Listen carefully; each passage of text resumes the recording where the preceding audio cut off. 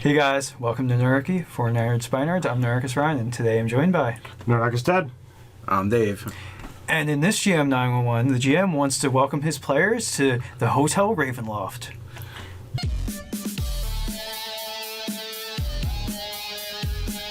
If you have a GM 911, you can send an email to nerdarchy@gmail.com, or you could head over to the forum section of nerdarchy.com. The easy part for this GM 911 is the fact that he just wants his 9th level party to go to Ravenloft and go through that adventure. Yeah, and I should mention that this is Mr. Hollywood 1717 that's sending this GM. Yeah, and as always, the GM 911s will be in the... So he's got things built so that what's going on in his homebrew campaign, he wants to transition to the Curse of Strahd book. He's read through it. He really likes it.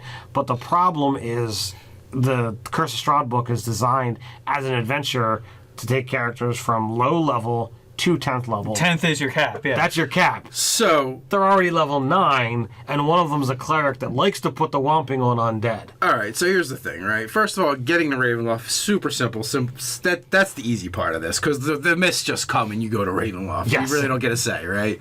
So there's that part. And now you just need to put together a cocktail of some HG hormones and some steroids and feed it to all your monsters. Yeah.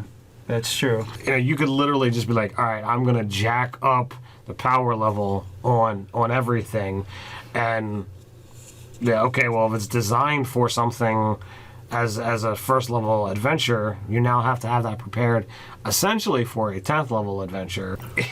You can't have all your rats be Strahd and your Strahd be Orcus or anything like that. You kind of have to almost... Or can you? Yeah. Or can you?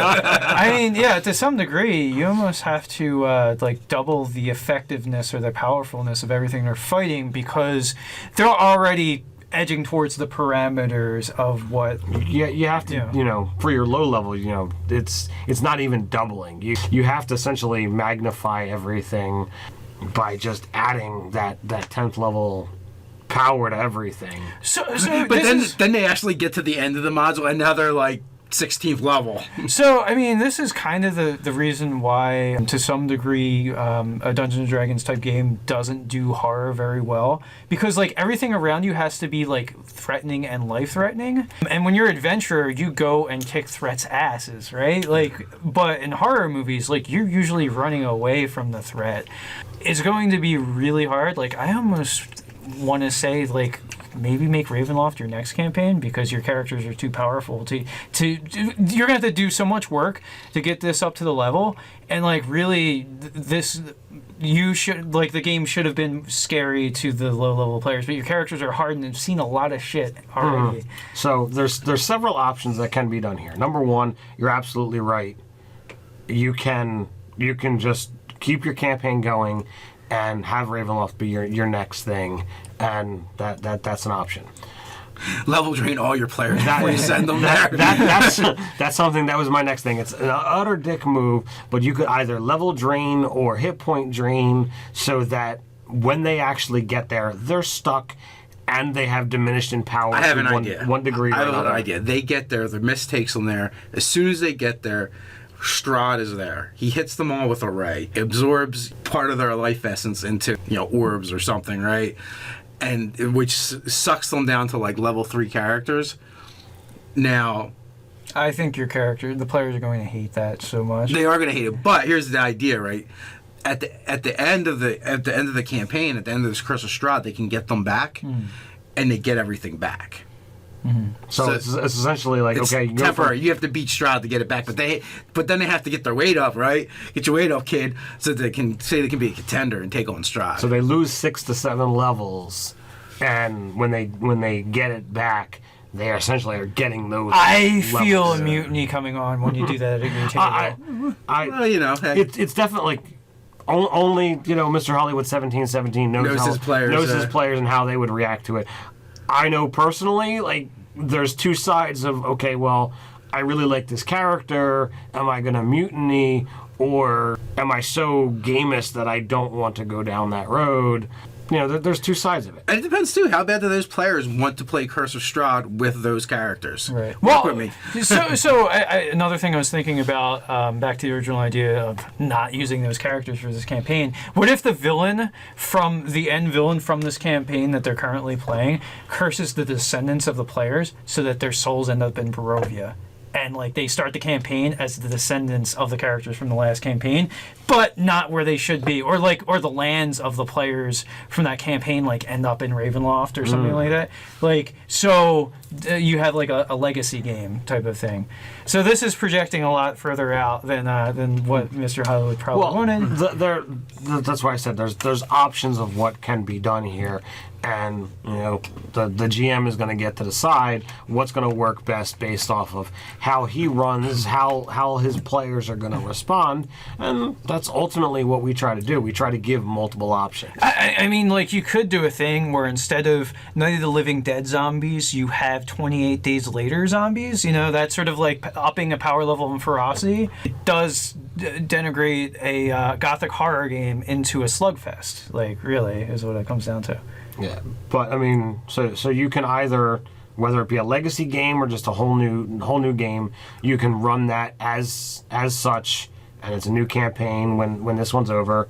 You can have some kind of power drain or level drain on the characters to allow them to still play those characters, and whether they get the levels back or not, that's up to you. Or you can literally go through the crunch and manually upgrade everything. You could do a thing where, like, instead of facing zombies, they're all ghouls. Like you find the next scale of that type of undead, or.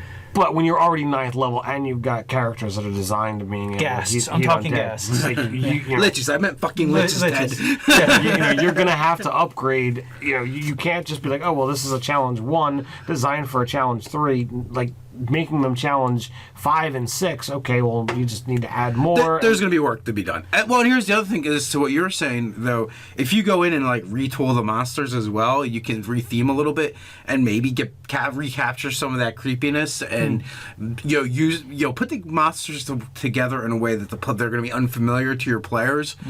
So there is some real fear in there when they don't really know how to interact with them because they're not acting like the monsters they're used to playing with. Siamese ghasts, like can join together ghasts. zombies. Yeah.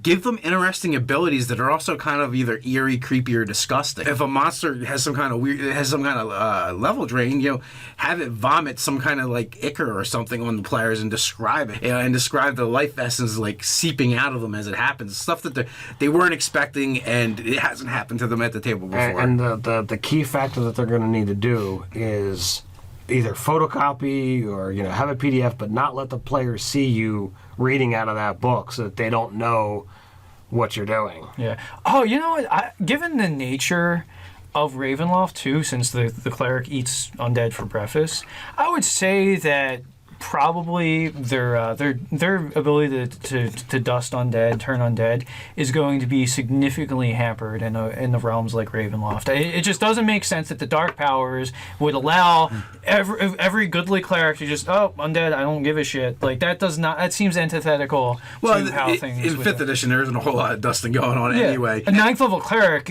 like smaller, low level undead, is kind of challenge 1. Yeah, challenge. Okay, challenge 1. So skeletons and zombies. Yeah. Literally, I just leveled Relion till 11, and now I can finally take care of challenge 2 monsters. Yeah. And then all the rest just give them resistance, versus turning, so they get it. Even like the monsters that run away from the encounter are not threatening monsters because they just ran away. Like, I mean, other than like you going chasing them down, do the best by the society around you. A party of adventurers against like a lone zombie, I'm not even going to run that combat, especially 9th level. That's just absolutely you must run that encounter. Yeah. No. So there's options. You guys, what would you do? Would you bother? Is it too much work? Do you start over? Do you be a dick as a DM and drain your players of their powers? Maybe you give it back. Maybe you don't. Let us know in the comments below. While you're at it, like, share, and subscribe. You can find us over on Facebook. Or don't forget to check out the articles over on nerdarchy.com. So until next time, stay nerdy.